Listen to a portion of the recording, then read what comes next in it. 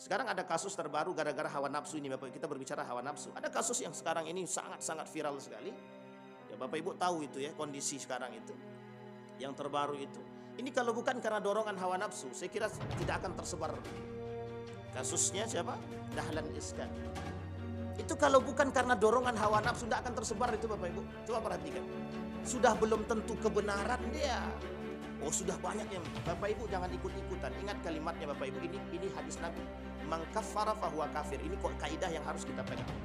Kalau kita tidak jelas kekafiran seseorang, kemurtadan dia, jangan pernah sebarkan itu. Dan jangan pernah katakan dia itu murtad kalau belum tahu kebenaran kemurtadan dia. Dan itu menjadi masalah. Yang menjadi masalah apa? Man ahlakan nasu fahuwa ahlaku man kafar fahuwa kafir. Hari ini yang terjadi itu dorongan hawa nafsu. Tangan nih gatal. Akhirnya apa? Share sana. Video yang diedit. Kasus terbanyak sama. Assalamualaikum warahmatullahi wabarakatuh.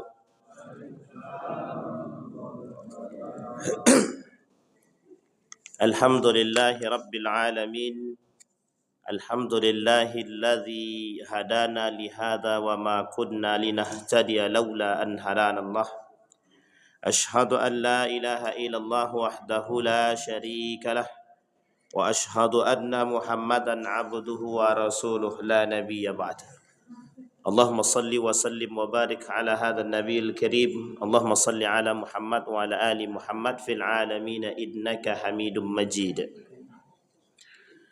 Ya ayuhan nasu taqu rabbakumul ladzi khalaqakum min nafsin wahidah wa khalaqa minha zawjaha wa batha minhuma rijalan katsiran wa nisaa'a wattaqullaha alladzi tasaaluna bihi wal arham innallaha kana 'alaikum raqiba. Wa qala Allah ta'ala ya ayyuhalladzina amanu taqullaha wa qulu qawlan sadida yuslih lakum a'malakum wa yaghfir lakum dhunubakum wa may yuti'illaha wa rasulahu faqad faza fawzan 'azima. Puji syukur kehadirat Allah atas limpahan rahmat dengan mengucapkan alhamdulillahi rabbil alamin. Bersalawat kepada Nabi dengan mengucapkan Allahumma salli ala Muhammad wa ala ali Muhammad fil alamin innaka Hamidum Majid. Bapak Ibu sekalian yang berbahagia, mudah-mudahan di subuh hari ini Allah limpahkan rahmat dan karunia-Nya kepada kita semua. Allah jadikan kita orang-orang yang selalu bersyukur akan segala nikmat yang Allah berikan.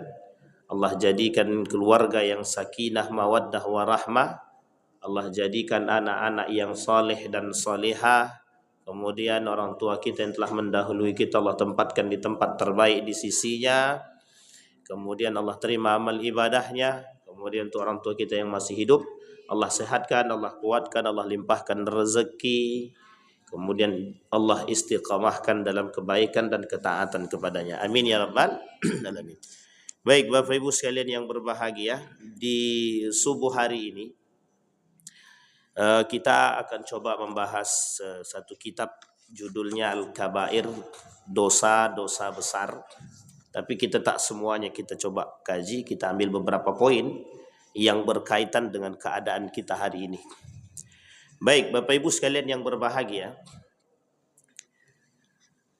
ada hal yang terjadi pada setiap muslim itu, kejadian atau yang terjadi pada setiap muslim itu biasanya ketergelinciran. Jadi muslim itu kalau tidak punya iman atau akidah yang kokoh, itu ketergelinciran itu sangat mungkin terjadi. Kenapa kita katakan ketergelinciran itu sangat mungkin terjadi? Karena hidayah itu harus dipertahankan. Hidayah harus dipertahankan. Kalaulah hidayah itu tidak dipertahankan, maka itu mesti goyang. Kita ambil contoh Bapak Ibu sekalian yang berbahagia. Ada seorang yang mengaku berislam tetapi tidak mampu mengokohkan akidah dia, itu bisa saja terjerumus dalam kekafiran atau kekufuran. Kita ambil contoh misalkan Lukman Sardi. Lukman Sardi itu Muslim dan memerankan seorang tokoh alim dalam lakonnya Kiai Haji Ahmad Dahlan dalam judul filmnya Sang Pencerah. Tetapi setelah daripada film Sang Pencerah tersebut, tak lama kemudian hidayah itu ditarik oleh Allah. Hidayah itu diangkat oleh Allah. Artinya apa? Itu menjadi poin penting bagi kita. Di dalam urusan menjaga hidayah, para ulama mengklasifikasi. Kata para ulama, ada 10 hal, tidak sedikit itu, 10 itu banyak, yang bisa membuat hidayah hilang dari diri seseorang. 10. Kira-kira sedikit apa banyak itu? Dan itu bisa menghilangkan hidayah. Kalaulah sebelumnya kita pernah bahas 20 hal yang bisa membuat syahadat seseorang batal. Itu 20. Itu syahadat. Kalau syahadat dia batal, rusak. Amal ibadah mesti rusak.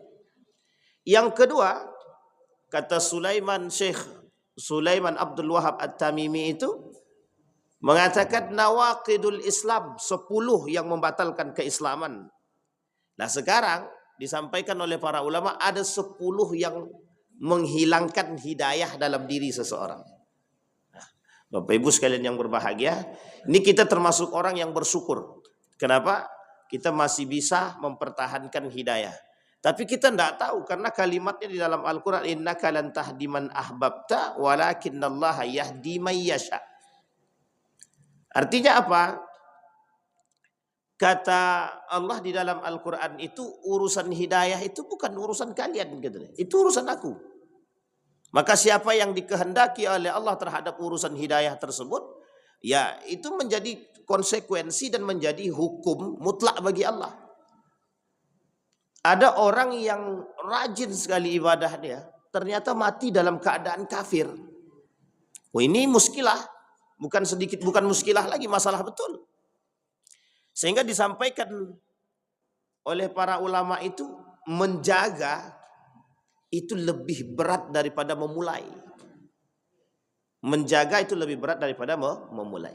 Maka dibutuhkan kekompakan dalam diri seseorang itu.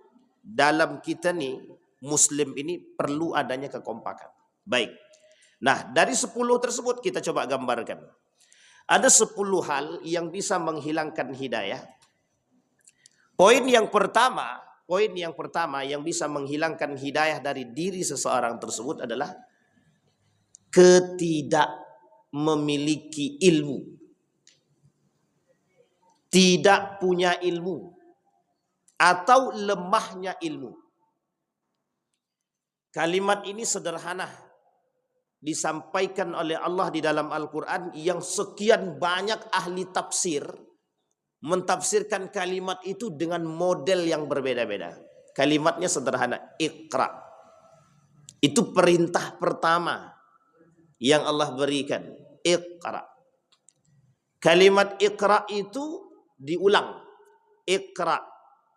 Yang pertama, ma'ana biqari. Iqra ma'ana biqari sampai 3 kali.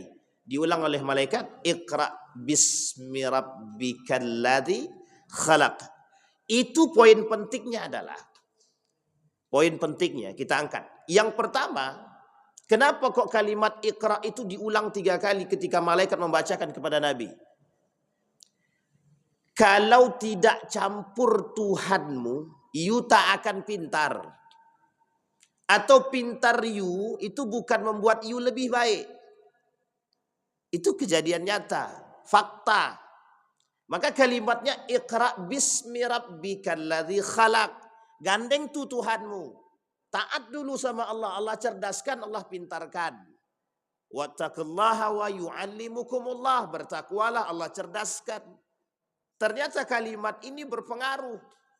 Ketika orang berislam, itu kewajiban bagi setiap muslim itu mempelajari ilmu agama. Wajib. Ternyata konsekuensi daripada mempelajari ilmu agama tadi adalah hidayah yang kokoh, iman yang kokoh, akidah yang kokoh, hidayah tertahan, terjaga. Bayangkan kalau seandainya kita punya akidah yang lemah, ilmu yang lemah, mohon maaf, ketergelinciran itu sangat mungkin terjadi. Kita ambil contoh yang dikatakan oleh Umar bin Khattab itu, orang yang menghancurkan Islam itu bukan siapa-siapa. Zalatul alim, ketergelinciran, orang yang cerdas, orang yang pintar. Itu ketergelinciran, orang yang pintar, orang yang alim. Yang disampaikan oleh Umar bin Khattab. Bahkan Nabi mengatakan dalam hadis yang lain itu, kata Nabi, kejahilan itu akan menjadi penghuni daripada dunia ini. Kenapa kata Nabi? Dalam hadisnya itu orang cerdas, orang pintar yang beriman itu diangkat. Yang tersisa itu orang-orang yang bodoh. Yang bodoh di sini bukan tidak belajar. Orang yang belajar, orang yang berilmu. Tetapi mohon maaf, pada kondisi seperti ini mereka berilmu tapi tak beriman. Mereka berilmu tapi tidak, sehingga hidayah itu hilang. Hidayah itu hilang. Bisa menjadikan mereka kafir, bisa menjadikan mereka munafik. Maka kata Nabi dalam riwayatnya itu, yurfa'ul ilma wa yathbutul jahlu. Itu dalam riwayat yang lain, yuqbadul. Al-alim yuqbad. Orang alim itu diikat. Dan tak ada lagi. Maka tersisalah kejahilan, kebodohan.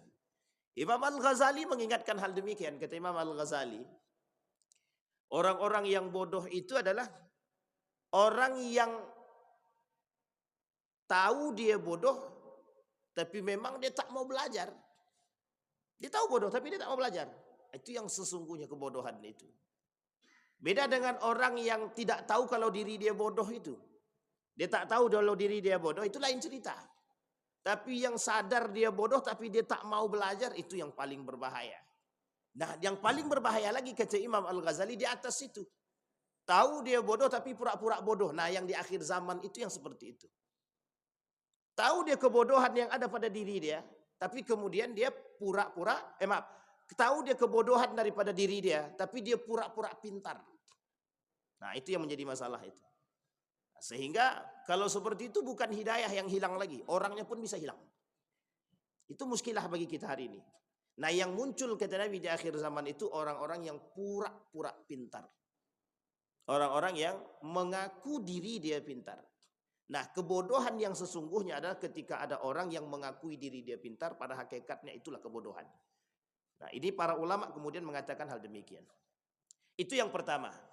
Dikatakan oleh para ulama, yang pertama adalah lemahnya ilmu. Maka Bapak Ibu sekalian yang berbahagia, tak salah kalau kita memang wajib menuntut ilmu seperti yang disampaikan oleh Nabi dalam hadisnya. Faridatun ala kulli muslimin wa muslimat. Dan itu laki-laki dan perempuan. Yang diwajibkan adalah ilmu agama.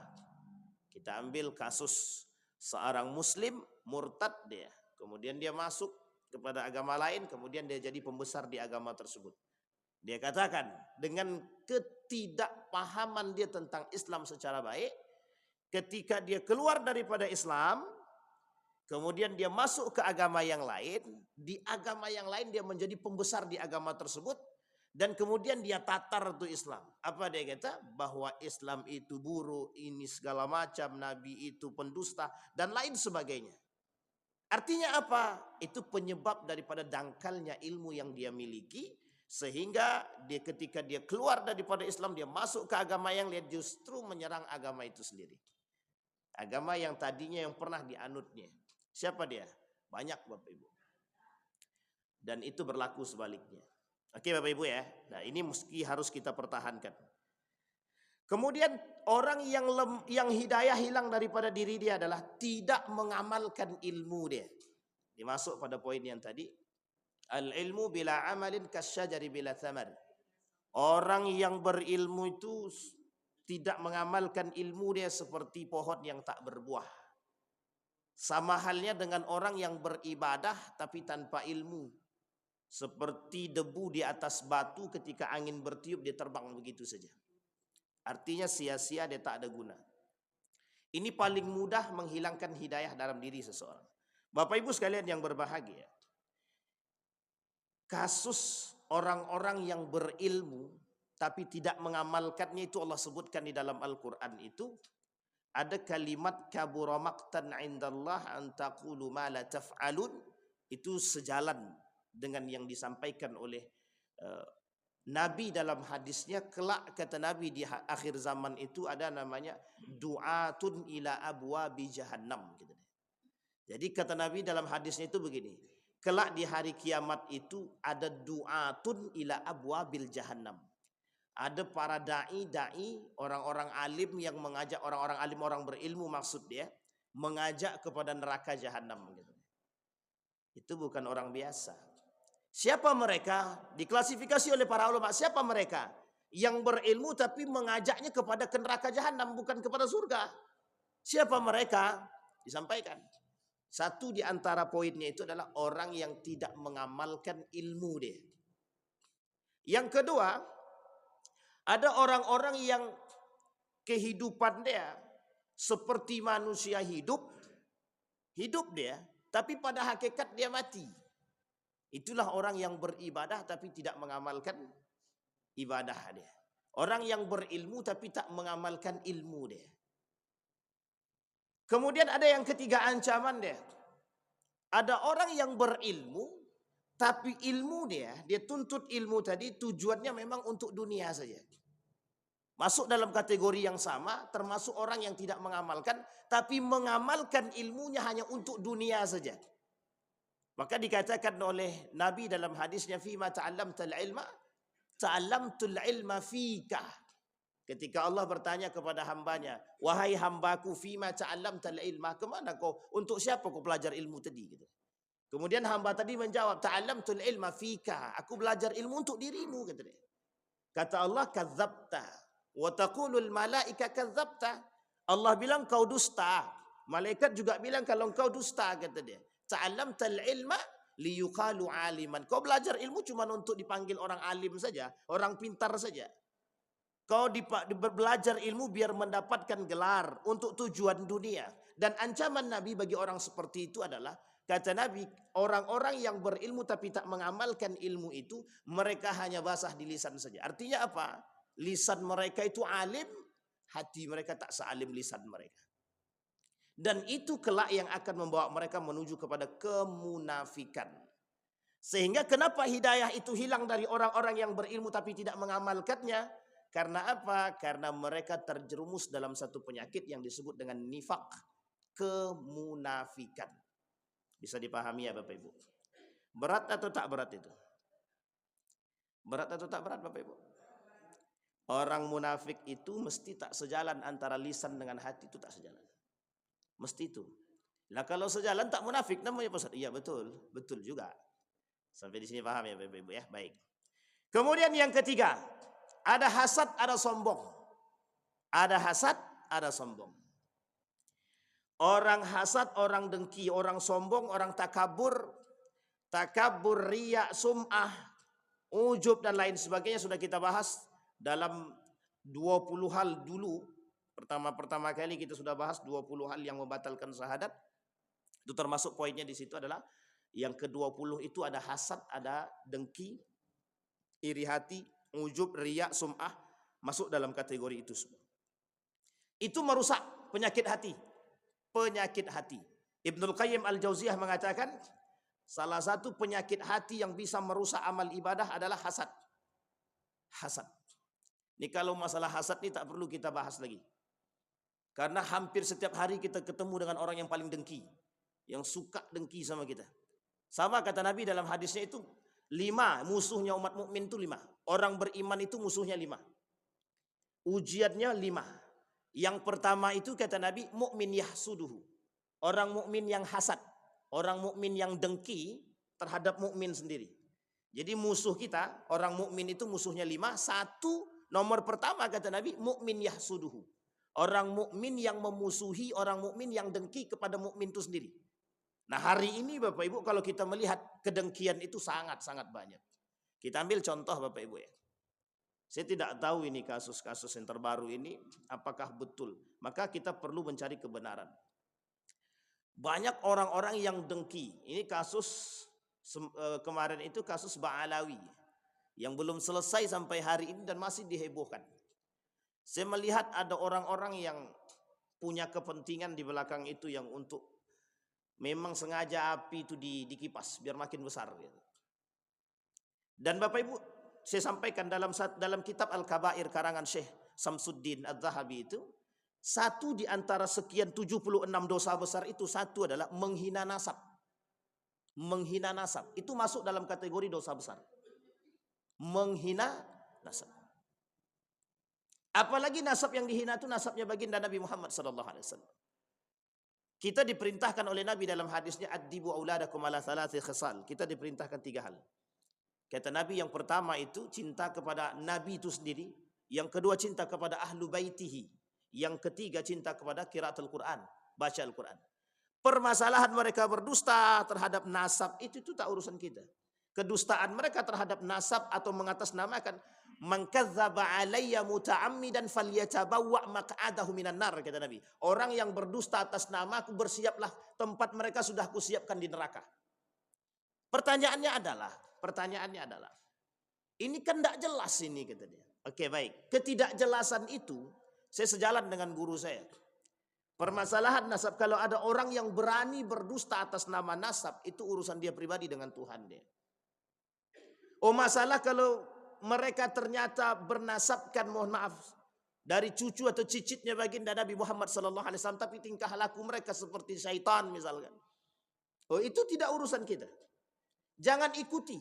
Kita tidak diperintahkan, kita tidak wajib mengikuti cicit-cicit, itu tak wajib. Artinya apa?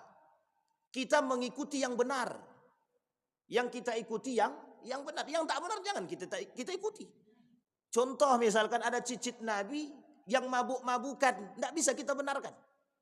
Artinya apa? Yang kita ikuti yang benar. Kita hanya menjaga diri agar tidak terjerumus dalam orang yang menghina nasab atau yang mengingkari nasab. Karena konteksnya adalah kita masuk dalam kasus dalam kitab Al-Kabair tadi, dosa besar. Menghina nasab itu dosa besar. Apalagi kalau kita mengingkari nasabnya baginda Nabi Muhammad sallallahu alaihi wasallam. Baik. Tapi ada unsur lain, ada unsur kesombongan. Sekarang Bapak Ibu boleh lihat dengan kacamata kita sendiri. Orang-orang yang mengingkari itu dengan sombongnya, dengan angkuhnya mereka mengatakan pengingkaran terhadap nasab tersebut. Bapak Ibu sekalian yang berbahagia, kasus itu pada tahun 1960-an, 70-an sudah pernah terjadi. Dan kasus itu sudah ditutup rapat oleh para ulama, tidak diangkat kembali. Dan itu sudah ada pengingkaran nasab, itu sudah terjadi. 1900-an itu sudah terjadi. Sehingga kemudian kok baru diangkat sekarang? Mesti ada sesuatu. Apa itu sesuatu? Kedengkian. Mesti ada sesuatu, ada kesombongan dan keangkuhan. Sehingga yang terjadi, mohon maaf Bapak Ibu, dianggaplah penipuan dan lain sebagainya. Itu terserah. Yang jelas yang kita harus lakukan hari ini adalah ketika kita percaya dengan kasus tersebut, dengan nasab tersebut, maka imani dengan baik. Yang baik kita ikuti, yang tak baik kita tinggal. Dan ini bukan menjadi poin bahwa kita harus mendukung atau menolak. Bukan. Kita mencari bagaimana kita menjaga diri kita biar tak terjerumus dalam dosa itu. Karena muskilah bagi kita nanti Bapak Ibu. Baik, itu yang hasad dan sombong. Kasus hari ini dengan orang-orang yang dengki terhadap kita adalah kita punya musuh kita bukan orang lain. Musuh kita adalah orang-orang beriman itu juga. Musuh kita adalah orang-orang muslim juga. Kenapa kita katakan demikian?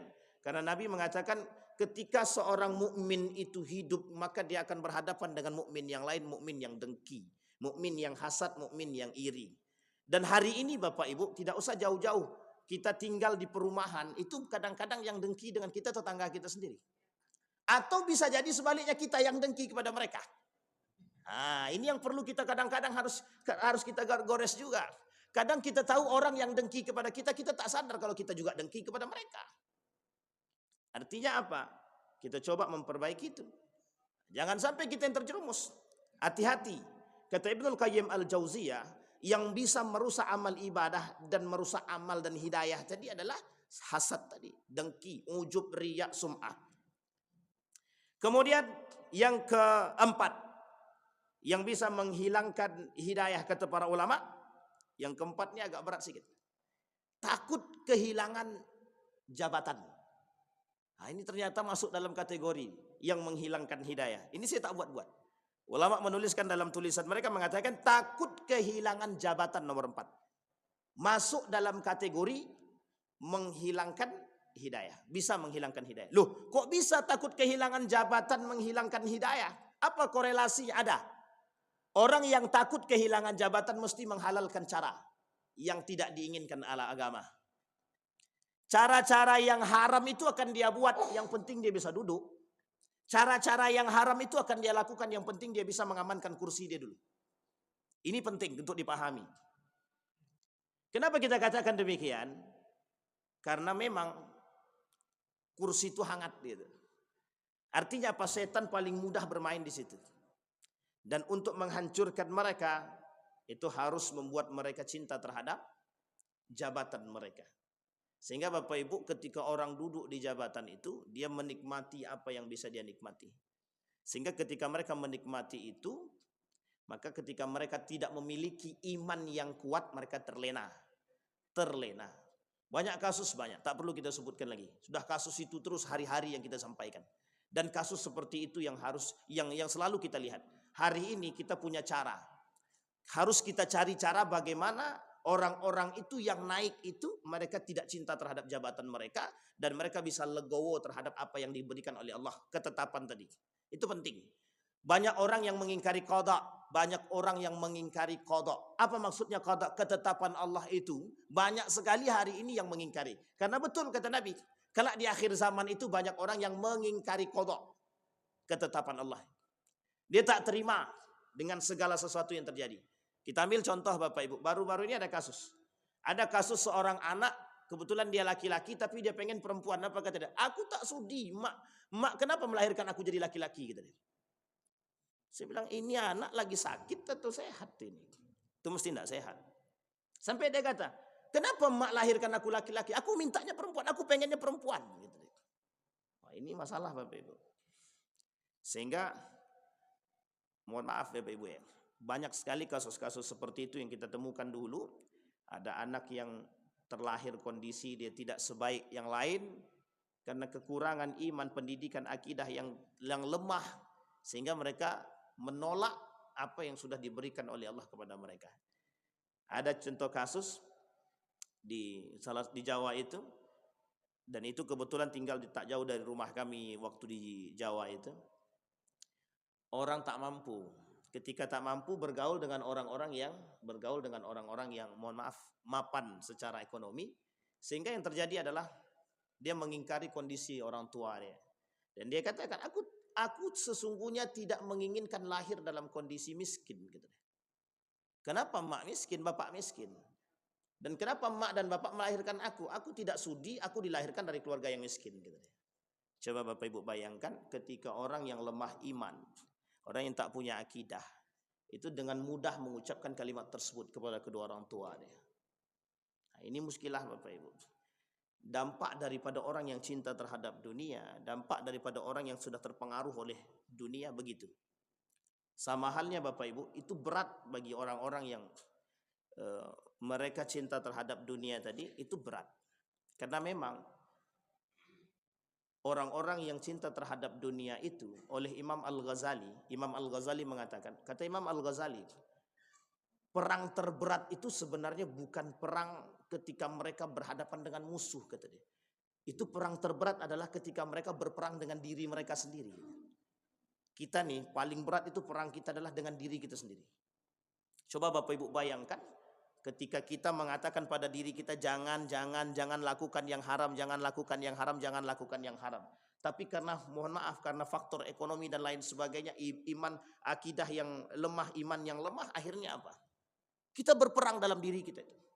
Sama Bapak Ibu. Orang-orang yang cinta terhadap jabatan itu dia sedang berperang dengan diri dia. Maka Itu mana yang kuat aja lagi. Kalau kuatnya mohon maaf yang kuat adalah nafsu dia, cinta dia terhadap jabatan. Tapi kalau kuat dia terhadap iman dia iman dia lebih kuat daripada nafsu dia tadi. Atau hati kecilnya lebih kuat daripada nafsu dia tadi. Maka dia selamat. Maka tak salah ketika Ibnul Qayyim Al-Jauziyah mengatakan yang harus diobati itu hati gitu deh. Yang harus diobati itu hati. Makanya ada namanya tombok hati itu.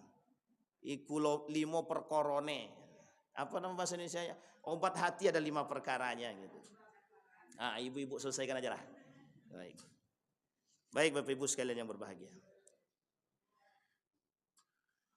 Kemudian Bapak Ibu sekalian yang berbahagia, yang kelima yang bisa merusak atau menghilangkan hidayah adanya syahwat dan harta benda. Ini sudah masuk include. Salah satu poin yang bisa merusak amal ibadah dalam hadis Nabi ada 6 kata Nabi. Sittatu asya'in tuhbitul amal. 6 perkara yang bisa merusak amal ibadah seseorang dan bisa menghilangkan hidayah. Kata Nabi dalam hadisnya itu yang ketiga dia ada 6. Yang ketiga kata Nabi hubbud dunia, cinta terhadap dunia. Allah sebutkan dalam Al-Quran inna amwalakum, itu sudah jelas itu Bapak Ibu. Hartamu fitnah, hartamu ujian. Jadi Bapak Ibu seberapa kuat kita bisa mengatakan bahwa kita ini bisa menaklukkan harta. Yang selama ini terjadi adalah harta menaklukkan tuan dia. Harta selama ini yang terjadi adalah harta itu menaklukkan tuan dia. Sekarang bagaimana kita yang menaklukkan harta? Jangan harta yang menaklukkan kita. Nah kalau harta yang menaklukkan kita, hilang harta kita takut. Hilang harta kita takut.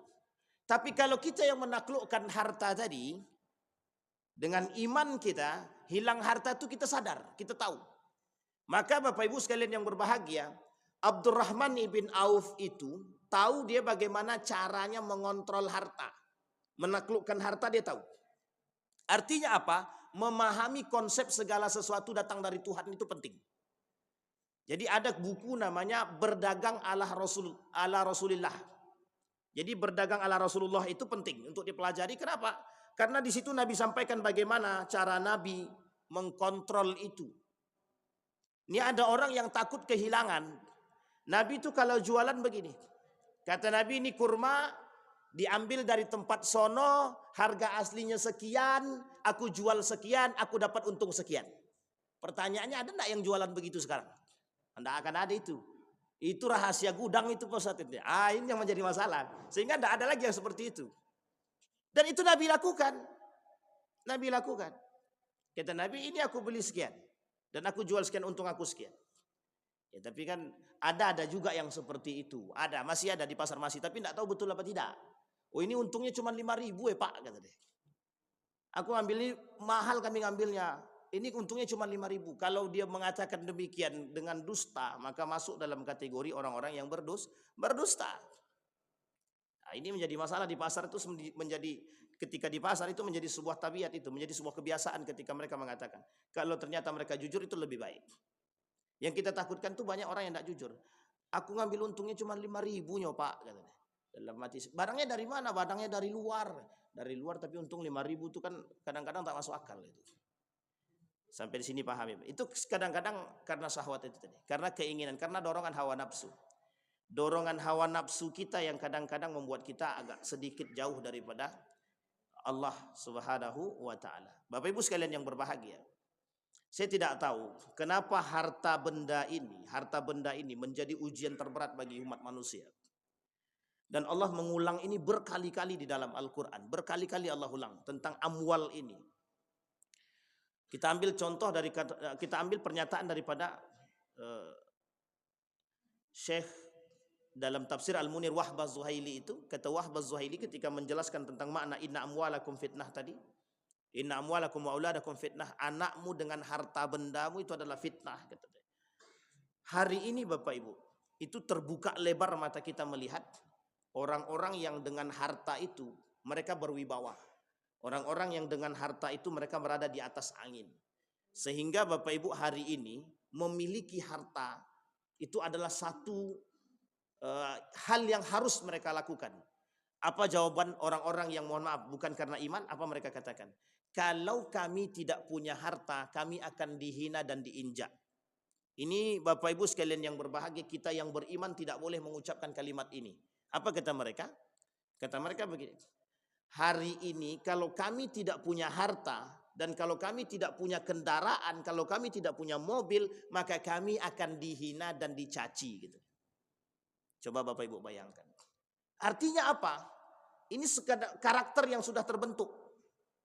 Siapa yang membentuk? Sehingga lucunya lagi adalah, ini ada kelompok sosialita, ini ada kelompok yang non sosialita. Yang sosialita ini isinya orang-orang yang mohon maaf itu. Dan itu sebenarnya apa maksudnya? Mereka pamer A, B, C, D dan lain sebagainya. Itu tujuannya apa? Tak ada lain tujuan mereka selain dari untuk pamer terhadap apa yang mereka miliki. Ini yang kemudian kita ingin coba katakan. Pertanyaannya sederhana, apa tujuan mereka?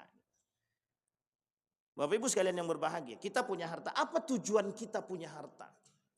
Sehingga perlu kita pelajari bagaimana kita harus memiliki harta dan bagaimana apa yang harus kita buat terhadap harta tadi. Itu alasan Allah mengeluarkan konsep sedekah.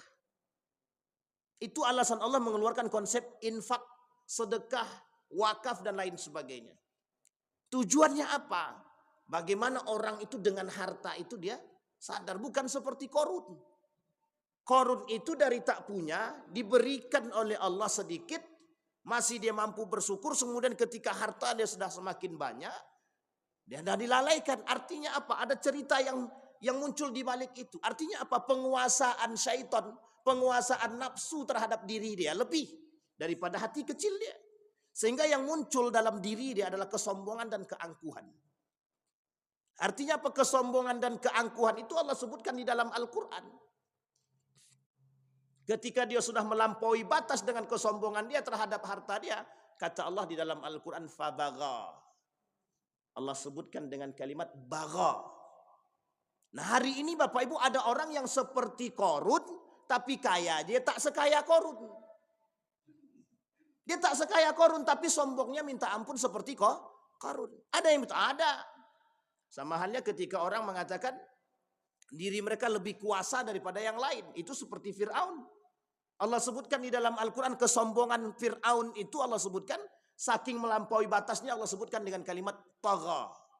Tagha itu sombong mengaku Tuhan. Bagha sombong dengan harta dia. Artinya apa? Hari ini ada orang seperti Fir'aun. Tapi tidak sekuat Fir'aun.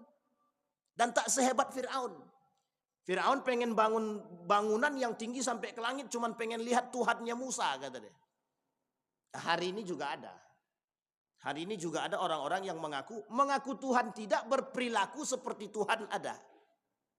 Artinya apa? Manusia yang berperilaku seperti itu, Tuhan sombong, itu angkuh. Nah, tadi sudah disampaikan pada poin yang keempat tadi. Salah satu yang merusak hidayah pada nomor yang keempat tadi adalah sombong. Nah orang-orang yang berharta tadi, itu ketika mereka tidak memiliki iman yang kuat, maka mohon maaf Bapak Ibu, mereka akan dikuasai oleh harta mereka. Artinya apa? Mereka yang dikontrol oleh harta. Sehingga iman mereka sudah tidak kuat tadi. Yang muncul adalah kesombongan, keangkuhan dan lain sebagainya. Ada istilah yang hari ini kita sering dengar adalah itu orang baru kaya. Apa namanya? Orang kaya baru. OKB. Astagfirullahaladzim. Ada-ada aja namanya. Orang kaya baru. Gitu deh. Bapak Ibu sekalian yang berbahagia, tidak ada dalam agama bahasa istilah itu, tidak ada. Orang kaya baru itu tidak ada. Mau baru kaya, dia mau sudah lama dia kaya. Yang bisa membuat dia bertahan dengan apa yang dia miliki adalah cuma iman dia. Kalau tidak habis. Orang yang tidak beriman, orang yang tidak berilmu dan beriman dalam mengkontrol harta habis. Itu yang dikatakan oleh Abdurrahman ibn Auf. Yang dikatakan oleh Abdurrahman ibn Auf. Orang dengan harta itu kalau tidak beriman, kalau tidak dia beriman dan berilmu, itu dia yang akan dikuasai. Ada namanya Sulaiman Ar-Rajhi. Sulaiman Ar-Rajhi itu kalau Bapak Ibu berangkat ke Tanah Suci, ada namanya Sulaiman Ar-Rajhi. Sulaiman Ar-Rajhi itu kurang kaya apa dia? Sangat kaya sekali. Ketika dia masih sekolah, dia dari keluarga yang miskin. Ketika dia sekolah, guru dia termasuk orang yang menyelamatkan dia ketika ujian, dia tidak punya duit, dibantu oleh guru dia berapa rial saya lupa, sekitar 25 rial kalau tidak salah, untuk bayar uang ujian. Ketika itu selesai dia ikut ujian, setelah itu guru dia tak ketemu lagi dengan guru dia, sampailah dia menjadi seorang miliarder. Bapak Ibu tahu ada namanya Bank Ar-Rajhi. Itu namanya yang pemilik Bank Ar-Rajhi. Ketika dia sudah memiliki segalanya, apa dia kata? Saya wakafkan semuanya ini, dan dia tinggal di rumah kontrakan. Semua hasil pendapatan dia yang dia wakafkan tadi, dia bangun satu universitas namanya Universitas Ar-Rajhi buat orang-orang yang tidak mampu. Itu kunci. Orang-orang yang beriman. Dia tak mau terpedaya. Apa dia kata? Ketika diwawancara itu dia kata, kelak aku tidak mau dipertanyakan oleh Allah tentang hartaku, kemana aku berikan dan seperti apa. Ketika aku tak memiliki apapun, aku datang kepada Allah, Allah sudah tahu. Kemana hartaku, Allah sudah tahu. Yang seperti ini berat, ini berat. Nah, coba Bapak Ibu bayangkan ketika orang kaya, orang-orang yang berada, yang berkecukupan, bukan kaya, orang-orang yang berkecukupan itu mengambil satu orang anak yang tidak mampu dan dia sekolahkan. Kira-kira ada enggak anak-anak yang tidak sekolah? Maksud saya adalah ketika ada orang mampu, dia mau menyekolahkan anak, punya keinginan untuk menyekolahkan satu orang anak saja. Satu kakak, satu orang. Kira-kira ada enggak orang yang tak sekolah? Kecil Bapak Ibu, berkurang angka kebodohan itu. Artinya apa sekarang? Itu kan perhatian kita terhadap orang tak mampu saja tak ada. Artinya apa? Mohon maaf. Strata itu hari ini betul-betul terjadi. Strata itu betul-betul terjadi Bapak Ibu. Yang diinginkan oleh Marx itu terjadi. Yang kaya dengan kaya, yang miskin dengan miskin. Hari ini kita nampak mana yang kaya, mana yang miskin. Orang anggap punya mobil itu kaya. Orang anggap orang yang tidak punya mobil itu miskin. Artinya apa kacamata Bapak Ibu? Kembali kepada poin tadi. Kalau permasalahan harta, ya itu yang menjadi persoalan kita hari ini. Sehingga mohon maaf Bapak Ibu, kenapa ada orang maling, kenapa ada orang mencuri, kenapa ada orang merampok? Itu dorongannya harta. Dorongannya harta. Coba sekali-sekali kita berpikir seperti Umar bin Khattab. Sekali-sekali kita berpikir seperti Umar bin Khattab. Ketika ada orang maling, ditangkap, ditanya dulu sama Umar bin Khattab, ngapain ente maling? Maling mohon maaf, cuman pengen ngidupin anak istri. Ini penting untuk kita cari tahu. Sehingga dicari oleh Umar bin Khattab siapa yang tinggal di dekat rumah dia. Ternyata ada orang yang kaya yang tinggal di samping rumahnya. Yang diamuk tuh bukan orang itu tadi. Orang kaya tadi yang diamuk oleh Umar bin Khattab. Nah, kita pengennya begitu gitu. Itu kan pengennya kita gitu. Tapi bukan pengen yang lain. Sampai di sini paham ya Bapak Ibu ya.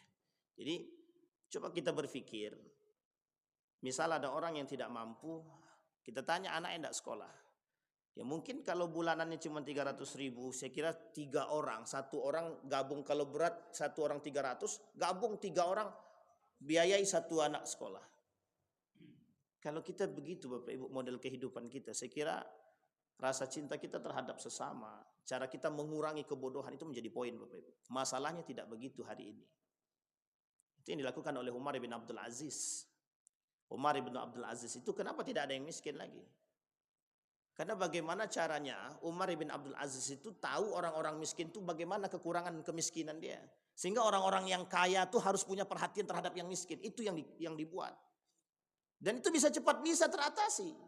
Kalau ada perhatian, kalau tidak ya habis. Maka dorongannya, kenapa orang miskin itu maling? Bahkan sekarang yang maling bukan orang miskin, orang kaya pun ikut maling kan. Pertanyaannya mengapa mereka maling gitu loh. Kalau bukan dorongan hawa nafsu terhadap cinta terhadap harta tadi. Kalau bukan karena itu tidak mungkin terjadi Bapak Ibu. Kalau bukan karena dorongan cinta terhadap dunia itu tidak akan mungkin. Karena dorongan hawa nafsu tadi. Maka tak salah ketika Nabi mengatakan yang menghancurkan manusia itu apa? Ya itu tadi, hawa nafsu mereka. Kata Nabi 3 yang menghancurkan manusia salah satunya adalah hawa nafsu kata Nabi. Hawa nafsu yang dipertuhankan. Sekarang ada kasus terbaru gara-gara hawa nafsu ini Bapak. Kita berbicara hawa nafsu. Ada kasus yang sekarang ini sangat-sangat viral sekali. Ya, Bapak Ibu tahu itu ya kondisi sekarang itu. Yang terbaru itu. Ini kalau bukan karena dorongan hawa nafsu, saya kira tidak akan tersebar. Kasusnya siapa? Dahlan Iskan. Itu kalau bukan karena dorongan hawa nafsu, tidak akan tersebar itu Bapak Ibu. Coba perhatikan. sudah belum tentu kebenaran dia. Oh, sudah banyak yang Bapak Ibu jangan ikut-ikutan. Ingat kalimatnya Bapak Ibu. Ini hadis Nabi. Man kaffara fahuwa kafir. Ini kok kaidah yang harus kita pegang Bapak Ibu. Kalau kita tidak jelas kekafiran seseorang, kemurtadan dia, jangan pernah sebarkan itu. Dan jangan pernah katakan dia itu murtad kalau belum tahu kebenaran kemurtadan dia. Dan itu menjadi masalah. Yang menjadi masalah apa? Man ahlakan nasu fahuwa ahlaku man kaffara fahuwa kafir. Hari ini yang terjadi itu dorongan hawa nafsu. Tangan nih gatal. Akhirnya apa? Share sana. Video yang diedit. Kasus terbanyak sama. Seperti kasusnya Ustaz Adi Hidayat. Yang baru-baru ini terjadi di Umri itu. Itu potongan videonya. Itu kalau bukan dorongan hawa. Itu karena, mohon maaf Bapak Ibu. Mohon maaf, jangan ada yang tersinggung. Terkhusus teman-teman media jangan tersinggung. Itu kalau bukan karena pemburu dolar. Untung teman-teman pemburu dolar syariah kan. Kalau bukan karena pemburu dolar. Itu cuman ingin mengangkat Bapak Ibu. Mohon maaf, itu eksistensi Bapak Ibu. Coba bayangkan, itu dipotong video. Ini dorongan hawa nafsu ini. Hanya untuk mendapatkan yang banyak nonton dan lain sebagainya. Jutaan yang nonton. Tapi mohon maaf, yang terjadi apa? Penghinaan, pelecehan itu. Maka saya mengingatkan kepada kita semua Bapak Ibu. Setan itu selalu berada di dalam diri seseorang itu karena dorongan hawa nafsu itu tadi. Dia hanya untuk mengelabui nafsu tadi. Yuk dorong terus. Sehingga sekarang saya kaget. Kok isu ini tersebar luas begitu. Saya tahu nih Bapak Ibu, kebetulan saya punya kawan yang dekat dengan keluarga beliau gitu. Masih keluarga beliau dan saya punya kenalan itu, kita cari tahu kok. Dan tidak ada itu Bapak Ibu. Artinya apa? Belum benar itu. Kalaupun benar, apa untungnya bagi kita? Menyebarkan aib orang itu apa untungnya? Tetapi Bapak Ibu sekalian yang berbahagia, ada poin penting yang harus kita pahami di sebalik itu. Nabi mengatakan dalam riwayat yang lain itu, bahkan saya memetik dari pernyataan para ulama itu 3 hal. Ini hari ini saya bocorkan Bapak Ibu. Terpaksa saya sampaikan. Tapi jangan ibu-ibu ikut-ikut ya. Gibah kan tidak boleh kecuali 3 hal. Gibah itu dilarang dalam agama kecuali 3 hal. Di antara ketiga hal tersebut ada yang disampaikan dalam poin yang ketiga itu, menyebutkan, mohon maaf, bahasanya agak kasar sedikit. Ada orang sebagai pelacur. Itu kita sampaikan bahwa dia itu pelaku itu, agar orang lain tidak mengikuti perbuatan ini, itu diperbolehkan. Ini ada pertanyaan juga soalnya kemarin itu. Bagaimana kalau kami menyampaikan keburukan calon-calon pemimpin? Nah itu yang menjadi masalah itu kalau ditanyakan lagi kan. Nah, sampai di sini paham Bapak Ibu. Ini gibah itu tidak boleh kecuali 3 hal. 3 hal. Ketika ada orang punya aib, suami istri berkelahi. Ada orang yang kenal dan tahu di situ dia pengen memperbaiki hubungan keluarga tersebut. Maka ketika orang tersebut menyampaikan kepada seorang yang alim yang mengerti atau KUA untuk kemudian menyatukan 2 keluarga ini dan dia otomatis menyampaikan aib tersebut, itu tidak dipermasalahkan dan itu diperbolehkan dalam agama. Sama halnya seperti tadi. Ada orang yang punya masalah, punya aib. Tapi aib ini disampaikan agar orang tidak terhindar. Agar orang itu tidak terjerumus dalam hal yang sama. Itu diperbolehkan dalam agama. Sampai di sini paham ya Bapak Ibu ya.